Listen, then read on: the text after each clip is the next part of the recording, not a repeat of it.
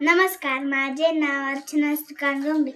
अध्यक्ष महाशय, पूज्य गुरुजन वर्ग, वैत माझे जमलेले छोट्या मोठ्या बालमित्रांनो, आज मी तुम्हाला प्रजासत्ताक दिनाविषयी 4 शब्द सांगणार आहे. ते तुम्ही शांत चित्ताने ऐकून घ्यावी ही माझी नम्र विनंती. उजळली आज प्रजासत्ताक दिनाची मंगलमय प्रभात. देशभक्ती देशप्रेम संचारले आज चराचरात. भारत मातेला वंदन करून करते मी माझ्या भाषणाला सुरुवात. सर्वांना प्रजासत्ताक दिनाच्या हार्दिक शुभेच्छा.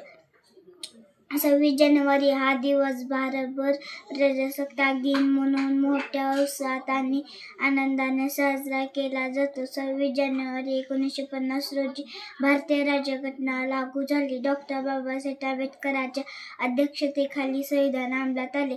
संविधानाने आपल्याला मूलभूत हक्क आणि अधिकार दिले, तसेच आपल्या कर्तव्याचे पालन करायला हवे. जाता जाता एवढेच म्हणेल, स्वातंत्र्यवीरांना करून शतशः प्रणाम, त्यांच्या निस्वार्थ त्यागाने भारत बनला महान. एवढे बोलून मी माझ्या भाषेत संपवते. जय जय महाराष्ट्र.